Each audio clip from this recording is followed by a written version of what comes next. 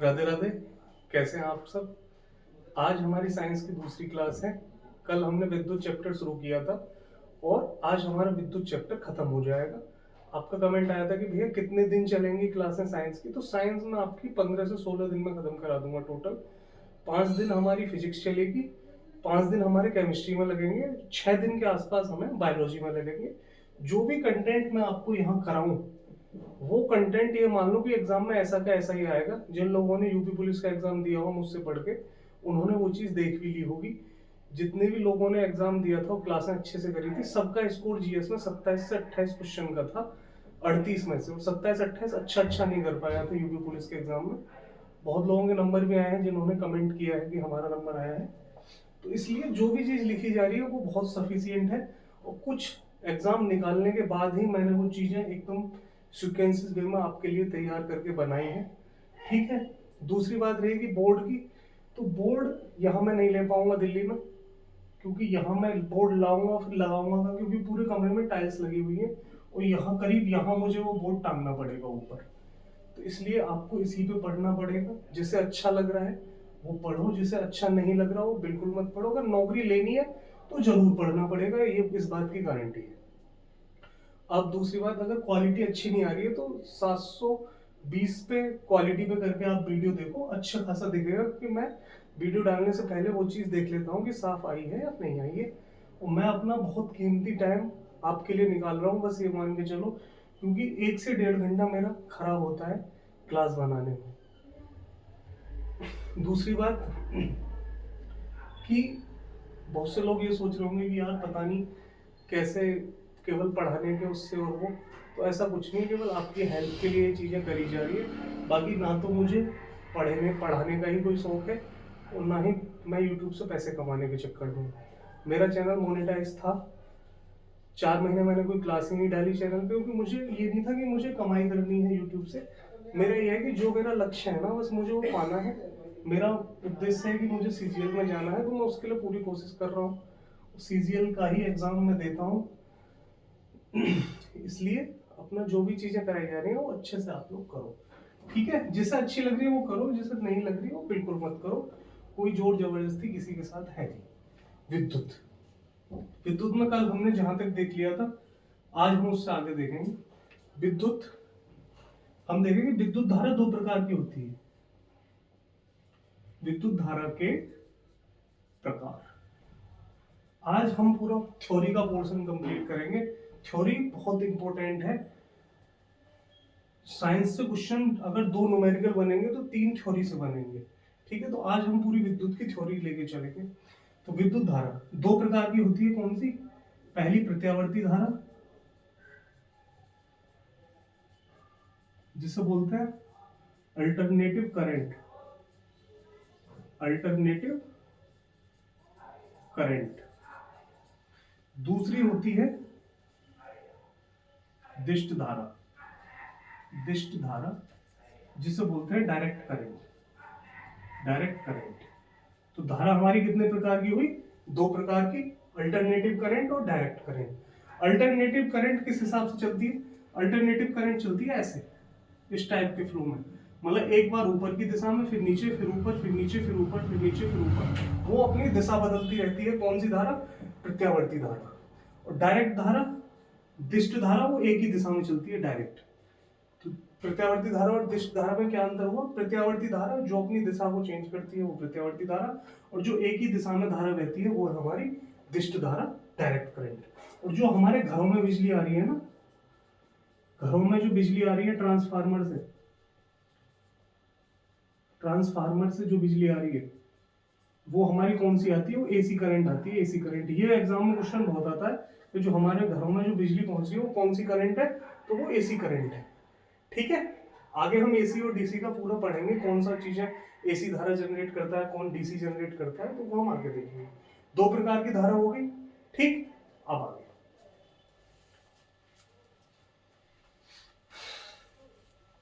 अच्छे से पढ़ना है यार। सिलेक्शन का मेन मोटिव है बस सिलेक्शन लेना, चाहे वो कैसे भी लिया जाए।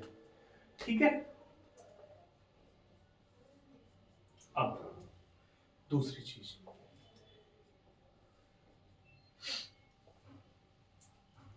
विद्युत धारा का तापीय प्रभाव। सीजीएल के मेंस में यहां से क्वेश्चन आया, विद्युत धारा का तापीय प्रभाव। सीजीएल के मेंस में यहां से थ्योरेटिकल क्वेश्चन बना, कैसे बना था वो देखो आप। विद्युत धारा का तापीय प्रभाव, इसका जो फॉर्मूला होता है वो होता है आई एच बराबर I square R into T. H का मतलब है यहाँ क्या, ऊष्मा, ऊष्मा। एच बराबर I square R into T. Question आया था यदि ताप को 2 गुना कर दिया जाए, यदि प्रतिरोध 2 गुना कर दिया जाए, यदि प्रतिरोध 2 गुना कर दिया जाए तो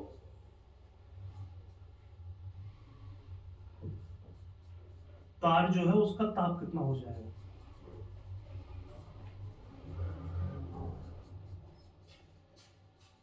ये कोई तार है, इसमें धारा बह रही है, विद्युत धारा, और उस तार में पहले प्रतिरोध R लग रहा था, अब प्रतिरोध लगा 2R। तो इस तार का जो टेम्परेचर है वो कितना हो जाएगा, अगर हम प्रतिरोध को 2 गुना करेंगे तो हमारा टेम्परेचर भी कितना हो जाएगा, 2 गुना हो जाएगा। ठीक है, यही क्वेश्चन बना था कि किसी तार में धारा बह रही है और उसके हम प्रतिरोध को 2 गुना कर दें तो धारा का जो तापीय प्रभाव है वो कितना हो जाएगा, वो भी हमारा डबल हो जाएगा। ठीक है, तो इसी तरीके से थ्योरेटिकल क्वेश्चन उन्होंने पूछा था कि यदि किसी तार में प्रतिरोध को 2 गुना कर दिया जाए तो विद्युत धारा के जो टेम्परेचर में क्या इफेक्ट पड़ेगा, उस तार का टेम्परेचर 2 गुना हो जाएगा। प्रतिरोध 2 गुना तो टेम्परेचर भी उसका कितना, 2 गुना। ठीक है, इस फॉर्मूले से मतलब H डायरेक्ट प्रोपोर्शनल टू है R के। प्रतिरोध को अगर हम बढ़ाएंगे तो ऊष्मा हमारी ऑलरेडी बढ़ जाएगी। ठीक, अब नॉर्मली आप ही सोच लो, कोई तार है भाई, प्रतिरोध को काम होता है विद्युत धारा को रोकने का। अगर धारा कहीं बह रही है और उस पर कोई रोकने का काम कर रहा है, अगर कोई जाना चाह रहा है तो वहां बल लगाओगे तो ऑलरेडी जैसे घर्षण उत्पन्न होता है, घर्षण, रोड पे हम जा रहे हैं तो घर्षण उसके विपरीत दिशा में लगता है, तो टायर जो देखा होगा बाइक का, अगर हम डायरेक्ट ज्यादा रगड़ देते तो वो गर्म हो जाता है। तो ऐसी सीन है, अगर प्रतिरोध 2 गुना तो हमारा टेम्परेचर भी 2 गुना हो जाएगा। ठीक है, अब आगे हम देखेंगे ट्रांसफॉर्मर के बारे में। ट्रांसफॉर्मर से भी डायरेक्ट क्वेश्चन बन सकता है टेक्नीशियन के एग्जाम में। कैसे, जो ट्रांसफॉर्मर होता है वो कौन से प्रेरण पे कार्य करता है, अन्योन्य प्रेरण। अन्योन्य प्रेरण के सिद्धांत पर कार्य करता है कौन सा, क्या हमारा ट्रांसफॉर्मर। किस पे काम करता है ट्रांसफॉर्मर, अन्योन्य प्रेरण के सिद्धांत पे। पहला क्वेश्चन। दूसरा क्वेश्चन, ट्रांसफॉर्मर में 2 कुंडली होती है, 2 कुंडली, एक प्राथमिक कुंडली और एक होती है द्वितीयक कुंडली। द्वितीयक कुंडली मतलब ऐसे तार लपेटे रहते हैं, एक प्राथमिक कुंडली होती है और एक द्वितीयक कुंडली होती है। ठीक है, अब इनसे क्या क्वेश्चन बनता है, इन दोनों को मिला के 2 तरीके के ट्रांसफॉर्मर हमारे बनते हैं। एक बनता है अपचयी ट्रांसफार्मर,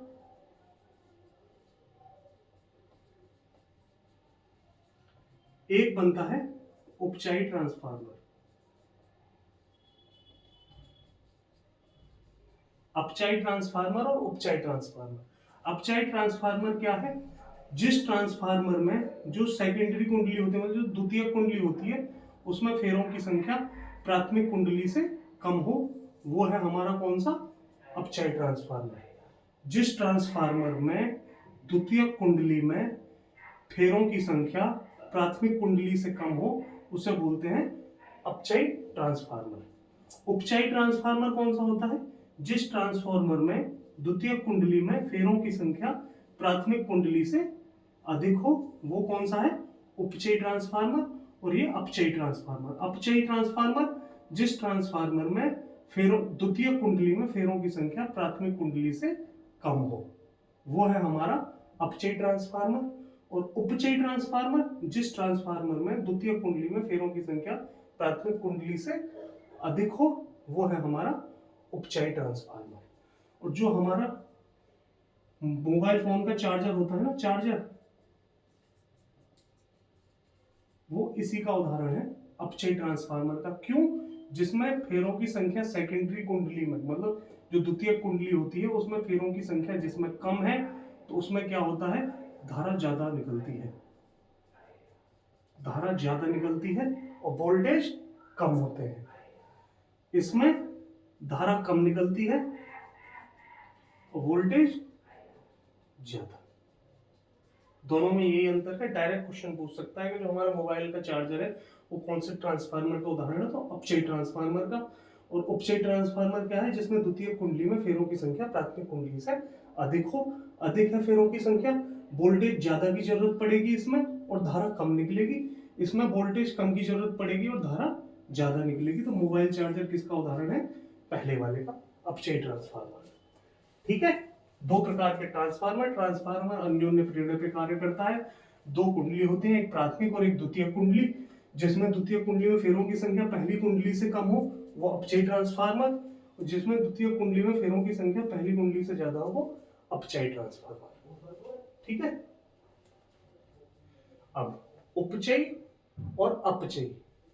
ठीक है, अब आपका आगे आ गया रेक्टिफायर। रेक्टिफायर इसे बोलते हैं दिष्टकारी। दिष्टकारी रेक्टिफायर ये क्या करता है, ये एसी करंट को किसमें बदलता है, डीसी में परिवर्तित करता है। कौन एसी को डीसी में परिवर्तित करता है, दिष्टकारी। इंग्लिश में बोलते हैं इसे रेक्टिफायर, हिंदी वाले अपना देख लें। दिष्टकारी क्या करता है, प्रत्यावर्ती धारा को दिष्ट धारा में परिवर्तित करता है। कौन, rectifier. Very very most important. Inverter, inverter जो हमारे घरों में लगा है इन्वर्टर, ये क्या करता है, डीसी धारा को एसी धारा में परिवर्तित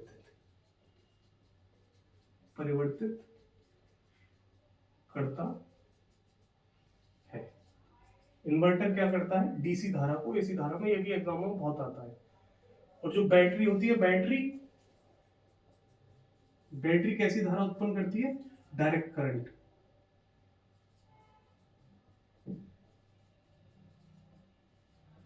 बैटरी कैसी धारा उत्पन्न करती है, डायरेक्ट करंट। ठीक है, इन्वर्टर डीसी को एसी में परिवर्तित करता है, रेक्टिफायर एसी को डीसी में परिवर्तित करता है और बैटरी डायरेक्ट करंट उत्पन्न करती है। ठीक है, अब आगे ये वो क्वेश्चंस हैं जो आपके थ्योरी के फॉर्म में डायरेक्ट एग्जाम में आएंगे। ठीक है,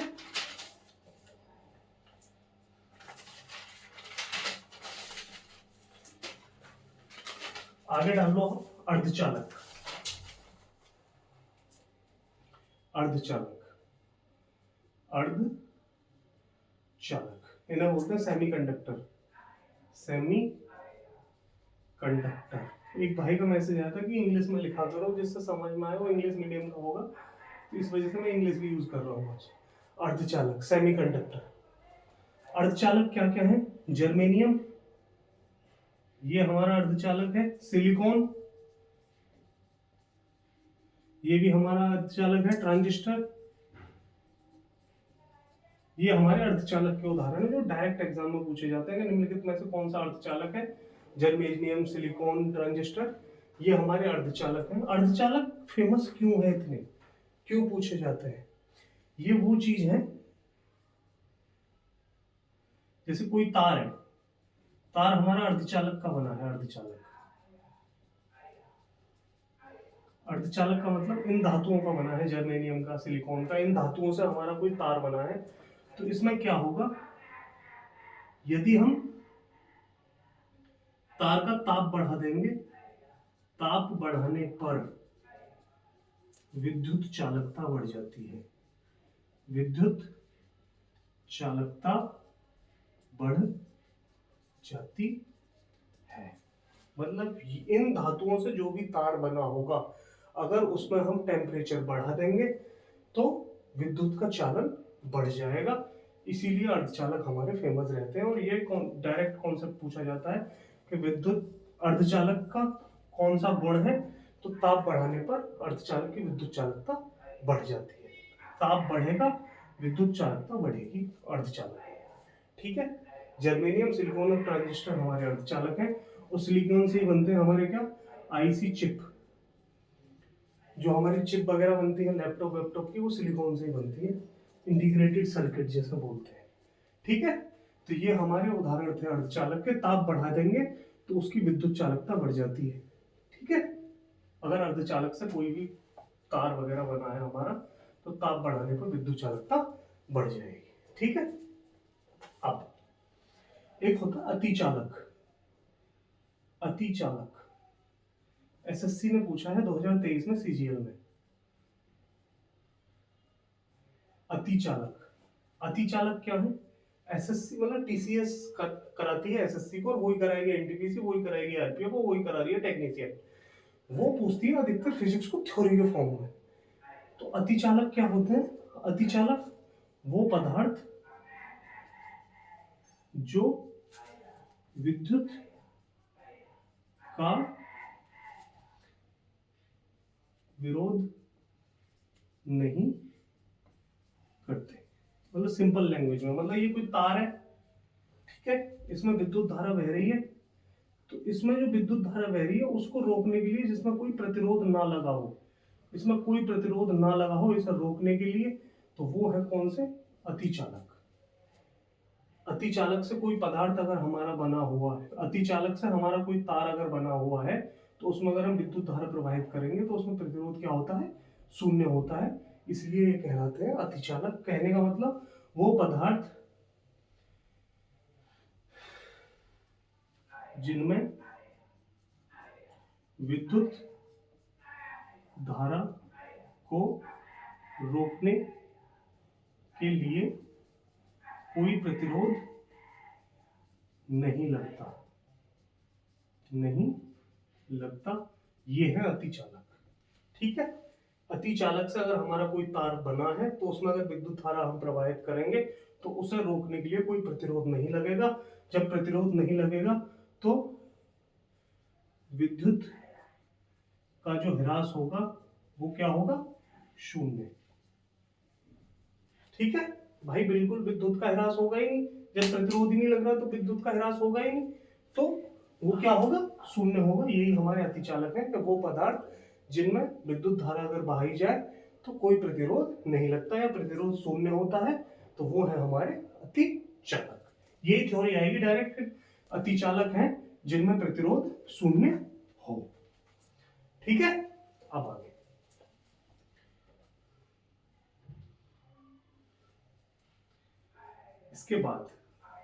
इसके बाद हम देखेंगे बहुत इंपॉर्टेंट कॉन्सेप्ट जो डायरेक्ट एग्जाम में पूछा जाता है, वो कि जैसे विद्युत मोटर कौन से सिद्धांत पे कार्य कर रही है, कौन सी ऊर्जा को किस ऊर्जा में वो बदलती है। ठीक है, तो सबसे पहले हम डालेंगे डायनमो। डायनमो या जनरेटर। क्या करता है जनरेटर? यांत्रिक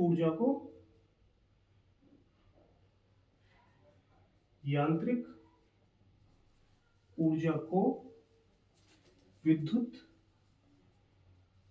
ऊर्जा में बदलता है। वेरी वेरी मोस्ट इंपॉर्टेंट, बहुत आता है डायरेक्ट एग्जामों में। डायनामो या जनरेटर दोनों एक ही बात है। क्या करता है जनरेटर? भाई अगर हम जनरेटर चालू करते हैं और कहीं लाइट ना आ रही हो तो क्या करेगा जनरेटर? एक यंत्र है जनरेटर अपने आप में, और वो यांत्रिक ऊर्जा से किस चीज में परिवर्तित कर देता है? विद्युत ऊर्जा में लाइट आ जाती है। तो यांत्रिक ऊर्जा को विद्युत ऊर्जा में कौन बदलता है? हमारा डायनामो या जनरेटर। दूसरा क्वेश्चन, जनरेटर कौन से सिद्धांत पर कार्य करता है? Very very most important, UPSC NDA का पूछा हुआ क्वेश्चन है कि जनरेटर कौन से सिद्धांत पर कार्य करता है। तो ये हमारा कार्य करता है विद्युत चुंबकीय प्रेरण के सिद्धांत। विद्युत चुंबकीय प्रेरण के सिद्धांत पर कार्य करता है कौन? हमारा जनरेटर। अब डाल लो आप विद्युत मोटर। विद्युत मोटर, मोटर क्या करती है? मोटर क्या करती है? मोटर विद्युत ऊर्जा को यांत्रिक ऊर्जा में बदलती है। विद्युत ऊर्जा को यांत्रिक ऊर्जा में बदलती विद्युत मोटर क्या करती है? विद्युत ऊर्जा को यांत्रिक ऊर्जा में बदलती है। ठीक। अब एक क्वेश्चन आप बहुत ज्यादा देखते होंगे कि विद्युत बल्ब। विद्युत बल्ब से पहले हम देखेंगे प्रकाश विद्युत सेल। प्रकाश विद्युत सेल ये क्या करता है? वेरी वेरी मोस्ट इंपोर्टेंट, बहुत बार एग्जाम में पूछा गया कि प्रकाश विद्युत सेल क्या करता है। ये क्या करता है? प्रकाश ऊर्जा को विद्युत ऊर्जा में बदलता है। विद्युत ऊर्जा में बदलता है। अब ये क्वेश्चन एग्जाम में डायरेक्ट ज्यादा क्यों पूछे जा रहे हैं? क्योंकि ये साइंस का भी क्वेश्चन है और टेक्नोलॉजी का भी क्वेश्चन है। कैसे? जो हमारे सौर उपग्रह है ना, सौर उपग्रह, जैसे हम कोई मिशन अगर ऊपर भेजते हैं चंद्रमा वगैरह पे, तो उसमें क्या होता है? प्रकाश, सूर्य के प्रकाश से ऊर्जा लेके और वो विद्युत ऊर्जा में बदल दी जाती है और उससे हमारा कोई उपग्रह वगैरह गया है तो वो वहां तक पहुंच जाता है। तो ये सौर उपग्रहों में यही लगा होता है प्रकाश विद्युत सेल, और उसी से वो अपना कार्य करते रहते हैं। तो प्रकाश विद्युत सेल क्या करता है? प्रकाश ऊर्जा को विद्युत ऊर्जा में बदलता है। अब विद्युत बल्ब, विद्युत बल्ब, विद्युत बल्ब क्या करता है? विद्युत ऊर्जा को प्रकाश ऊर्जा में बदलता है। विद्युत ऊर्जा को प्रकाश ऊर्जा में बदलता है। विद्युत बल्ब क्या करता है? विद्युत ऊर्जा को प्रकाश ऊर्जा में बदलता है। और विद्युत बल्ब का जो तंतु होता है, तंतु, वो किसका बना होता है? टंगस्टन का। और इसमें कौन सी गैस भरी होती है विद्युत बल्ब में? आर्गन और नाइट्रोजन। ठीक है, आर्गन ज्यादा आती है ऑप्शन में कि विद्युत बल्ब में कौन सी गैस है, तो आर्गन बहुत मिलेगी आपको। टंगस्टन का मात्रक होता है डब्ल्यू।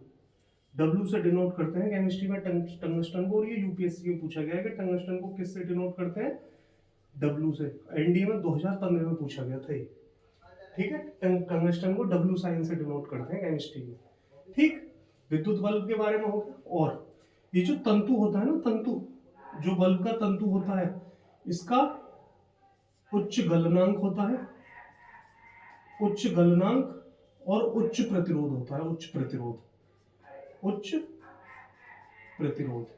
जो विद्युत बल्ब का तंतु होता है उसका उच्च ही गलनांक होता है और उच्च ही प्रतिरोध होता है। फ्यूज तार में उच्च प्रतिरोध होता है लेकिन निम्न गलनांक होता है। ठीक है, अब आगे, अब डाल लो आगे आप माइक्रोफोन और लाउड स्पीकर क्या करते हैं दोनों। बहुत इंपॉर्टेंट है, बहुत फंसाने वाले क्वेश्चन है। वेरी वेरी मोस्ट इंपॉर्टेंट लगा लो इन पे, बहुत फंसाने वाले हैं और एसएससी ने बहुत पूछे हैं कि माइक्रोफोन क्या करता है। माइक्रोफोन, माइक्रोफोन, माइक्रोफोन वो है जो यहाँ, जैसे यहाँ पे लगा लो जिससे आवाज जाती है। माइक्रोफोन ये क्या करता है? ये ध्वनि ऊर्जा को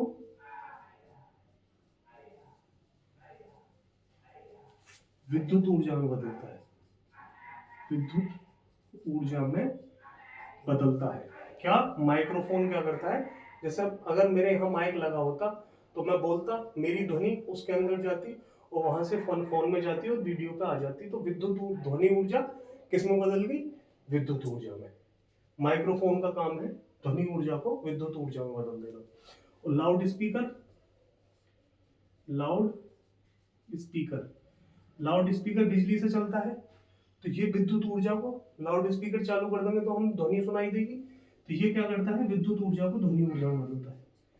विद्युत ऊर्जा को ध्वनि ऊर्जा में बदलता है। क्या? हमारा लाउड स्पीकर।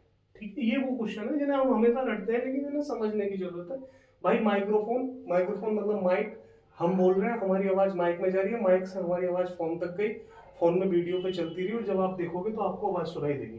तो ये ध्वनि ऊर्जा विद्युत ऊर्जा में बदल गई। ठीक, लाउड स्पीकर, हमने बिजली का प्लग लगाया पोर्ट में, वहां से बिजली आई हमारे स्पीकर में और स्पीकर से हमें गाने की आवाज सुनाई देने लगी। तो विद्युत ऊर्जा किस में बदल गई? ध्वनि ऊर्जा। ठीक है, ये वो क्वेश्चन है तो जो डायरेक्ट आपको देखने को मिलते हैं। एक है विद्युत प्रेस। विद्युत प्रेस, विद्युत प्रेस में कौन सा तार यूज किया जाता है? बहुत आता है पेपर में, नाइक्रोम का तार। नाइक्रोम का तार यूज होता है किसमें? विद्युत प्रेस में वेरी वेरी मोस्ट इंपॉर्टेंट है, ठीक है। विद्युत प्रेस में नाइक्रोम का तार यूज होता है। अब आगे ये वो क्वेश्चन है जहां से एक क्वेश्चन आपको पेपर में देखने को मिलेगा ही मिलेगा जब आप एग्जाम देने जाओगे, ठीक है। अब कल हमने एक चीज पढ़ी थी, गैल्वेनोमीटर। गैल्वेनोमीटर क्या काम था गैल्वेनोमीटर का? गैल्वेनोमीटर का काम था हमारा विद्युत धारा की दिशा बताना। और एक हमने पढ़ा था अमीटर, इसका क्या काम था? अमीटर करता था क्या काम? विद्युत धारा को मापने का काम। विद्युत धारा को मापने का काम किसका है? अमीटर का। और गैल्वेनोमीटर विद्युत धारा की दिशा बताता है, गैल्वेनोमीटर, ठीक है। अब अगर हम गैल्वेनोमीटर में समांतर क्रम में संट या तार, संट मतलब एक तार का यूज करें, गैल्वेनोमीटर है हमारा, उसमें हम समांतर क्रम में कोई तार लगा दें तो क्या बन जाएगा? अमीटर बन जाएगा। पेपर में डायरेक्ट क्वेश्चन आता है और ध्यान से देखना है, टेक्नीशियन वाले तो बिल्कुल ध्यान से देखें। जो गैल्वेनोमीटर है अगर उसमें हम समांतर क्रम में मतलब पैरेलल अगर कोई तार या संट वहां लिखा आएगा आपके एग्जाम में, या तार भी लिखा सकता है, उसका अगर यूज करते हैं तो हमारा क्या बन जाता है? अमीटर बन जाता है, अमीटर। गैल्वेनोमीटर में समांतर क्रम में अगर कोई संट या तार लगाया जाए तो क्या बन जाएगा? अमीटर बन जाएगा। डायरेक्ट आता है पेपरों में। दूसरा क्वेश्चन, अगर गैल्वेनोमीटर में श्रेणी क्रम में संट या तार लगाया जाए तो क्या बनेगा? वोल्टमीटर। दोनों बहुत ही इंपॉर्टेंट क्वेश्चन है कि अगर गैल्वेनोमीटर में श्रेणी क्रम में अगर कोई तार लगाया जाता है तो बनता है वोल्टमीटर, समांतर क्रम में कोई तार लगाया जाता है तो बनता है अमीटर।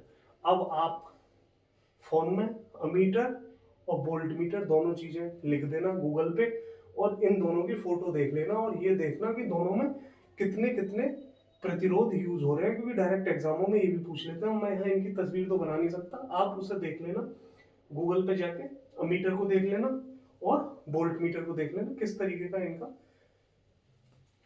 जो चित्र है वो बना हुआ है। डायरेक्ट आ भी जाता है एग्जाम में, चित्र दे देगा, पूछेगा कि निम्नलिखित में से क्या है, गैल्वेनोमीटर है, अमीटर है, वोल्टमीटर है, क्या है वो। तो आप चित्र देख लोगे तो आपको वहां मिल जाएंगे। आपको कोई भाई बहन अगर 12वीं क्लास में पढ़ रहा हो तो उनकी फिजिक्स में की बुक में तीनों का चित्र होगा, एक बार चित्र जरूर देख जाए और ये देख ले कि इनमें कितने प्रतिरोध यूज होते हैं। डायरेक्ट एग्जाम में क्वेश्चन बनते हैं, ठीक है। तो गूगल से इनका चित्र जरूर देखना तीनों का। वोल्टमीटर क्या करता है? वोल्टेज नापता है, वोल्टेज मापता है। वोल्टेज नापने का कार्य किसका है? वोल्टमीटर का, ठीक है। अब अगला जो पॉइंट है वो है हमारा क्या? संधारित्र। सीजीएल 2024 में ही यहां से क्वेश्चन बना है, अभी सीजीएल हुआ है उसमें। संधारित्र इसे बोलते हैं कैपेसिटर। अगर कोई इंग्लिश मीडियम का है तो उसके लिए कैपेसिटर, संधारित्र को बोलते हैं कैपेसिटर। काम क्या करता है संधारित्र काम क्या करता है? संधारित्र एसी धारा को तो बहने देता है और डीसी को रोकता है। एसी धारा को बहने देगा और डीसी को रोकेगा। जैसे हमारे टीवी हैं और हमारी और चीजें हैं जो घरों में यूज हो रहे हैं, जैसे टीवी हुआ, हमारे लैपटॉप वगैरह हुए, तो इनमें ये सब चीजें लगी होती हैं अंदर। वो क्या करते हैं, जैसे टीवी में हम टीवी के लिए डायरेक्ट करंट की जरूरत होती है, तो टीवी के लिए डायरेक्ट करंट की जरूरत है, तो ये क्या करता है? ये तो एसी को बहने दे रहा है, डीसी को रोक रहा है, तो ये वहां नहीं मिलेगा, ठीक है, क्योंकि टीवी डायरेक्ट करंट से ज्यादा चलती है। तो उसके लिए उसमें क्या बना होता है? रेक्टिफायर लगा होता है टीवी में, दृष्टकारी जो मैंने बताया था, वो क्या करता था, एसी को डीसी में बदलता था। तो उसमें टीवी में वो लगा रहता है रेक्टिफायर। संधारित्र का काम क्या है, संधारित्र एसी धारा को तो बहने देगा और डीसी धारा का विरोध करेगा। कौन है ये, संधारित्र है। इसका मात्रक बहुत पूछा जाता है, मात्रक। फैराड इसका मात्रक है, संधारित्र का farad. Very very most important. संधारित्र का मात्रक क्या है, फैराड। ठीक। इसी के तरह एक दूसरा होता है, उसको बोलते हैं प्रेरित्र या चोक। इसे बोलते हैं इंग्लिश में इंडक्टर। इंडक्टर, प्रेरित्र या चोक या इंडक्टर। ये काम क्या करता है, ये डीसी को तो बहने देगा, डीसी को बहने देगा। डीसी मतलब डायरेक्ट करंट, एसी मतलब अल्टरनेटिव करंट, प्रत्यावर्ती धारा और दिष्ट धारा। डीसी को बहने देगा और एसी का विरोध करेगा, एसी का विरोध करेगा, मतलब एसी को रोकेगा और डीसी को बहने देगा। कौन, इंडक्टर, प्रेरित्र या चौक। इसका सीजीएल अभी 2024 में इसका मात्रक पूछा था। अभी जो सीजीएल हुआ है, सीजीएल 2024 में पूछा कि प्रेरित्र का मात्रक क्या है, तो इसका मात्रक होता है हेनरी। प्रेरित या प्रेरकत्व, जो ऐसे भी पेपर में लिख रहा हो, प्रेरित्र भी लिखा सकता है, ये भी लिखा सकता है, चौक भी लिखा सकता है, तो इसका मात्रक होता है Henry. Very very most important है। आरपीएफ और एनटीपीसी वाले तो ध्यान में रखें, जरूर आएगा पेपर में कि प्रेरित्र किसका मात्रक है। प्रेरित्र का मात्रक क्या है, हेनरी। ठीक। संधारित्र हो गया, प्रेरित या प्रेरकत्व या चौक, जो भी दे नाम, उसका मात्रक हमारा हेनरी। ठीक। अब इसके बाद एक क्वेश्चन डायरेक्ट एग्जाम में थ्योरी के फॉर्म में ये बनता है कि जो हमारे घरों में बिजली के तार यूज होते हैं, तो 3 तारों से हमारे अधिकतर जब बिजली फिटिंग होती है तो 3 तार चलते हैं उसमें, जिसमें एक तार होता है भूप संपर्क तार, देखा होगा, एक जमीन में सरिया से गाड़ के जो करंट भेज दिया जाता है जमीन के अंदर, तो उस भूसंपर्क तार के लिए कौन से रंग का तार यूज होता है, हरे रंग का। डायरेक्ट आता है पेपरों में, भूसंपर्क तार के लिए कौन सा रंग का तार यूज होगा, हरे रंग का तार। और जो विद्युत के लिए तार यूज होता है वो होता है हमारा कैसे रंग का, लाल रंग का। जो घरों में बिजली फिटिंग होगी उसके लिए है ये। 3 तार चलते हैं, एक हरा, एक लाल और एक काला। और जो काला तार होता है उसे बोलते हैं उदासीन तार। वो कौन सा होता है, काले रंग का। तो ये डायरेक्ट पूछ लेते हैं, अधिकतर ये एग्जाम में होता है कि जो भूसंपर्क तार होता है उसका रंग कैसा होता है, तो हरा। वेरी वेरी मोस्ट इंपोर्टेंट है ये। बाकी कुछ क्वेश्चंस, जैसे जो हमारा डिस्टिल वाटर होता है, डिस्टिल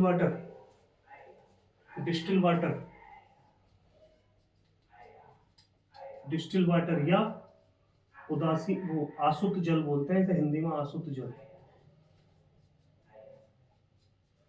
या डिस्टिल वाटर। जो प्योरीफाई से प्योर होकर आ रहा है वाटर, वो है डिस्टिल वाटर। और डिस्टिल वाटर हमारा जो होता है वो विद्युत का कुचालक होता है, विद्युत का कुचालक, मतलब इसमें विद्युत धारा नहीं बहती। और जो हमारा नल का पानी, जो हमारे नलों में, घरों में नल लग रहे हैं उनका जो पानी है, इसमें विद्युत धारा के सुचालक है, विद्युत धारा का सुचालक है। और हमारा शरीर भी विद्युत धारा का सुचालक है, तभी तो बिजली हमें पकड़ लेती है। ठीक है। तो जो पेपर में ये क्वेश्चन आया कि जो डिस्टिल वाटर होता है वो विद्युत धारा का कुचालक होता है। ठीक है। तो ये क्वेश्चंस जो विद्युत चैप्टर में आपके कहीं भी बन सकते थे, मैंने आपको टोटल बता दिया। जो नया क्वेश्चन बना है वो भी मैंने आपको यहाँ बता दिया। ये फैराड भी पूछा जाता है अधिकतर। तो ये विद्युत हमारी खत्म। 2 दिन में अब कल हम प्रकाश करेंगे, कल और परसों में प्रकाश खत्म हो जाएगा। और एक दिन में आने वाला जो अगला दिन होगा उसमें हम अपने गति के नियम और गुरुत्वाकर्षण देख लेंगे। सो फिजिक्स हमारी खत्म हो जाएगी। ठीक है। क्लास अच्छी लगी हो तो बहुत अच्छी बात है, अच्छे से पढ़ो। चाहे आप एनटीपीसी देना, चाहे आप टेक्नीशियन देना, और चाहे आप आरपीएफ देना, सबके लिए किस क्लास है, इंपॉर्टेंट है। ठीक है। राधे।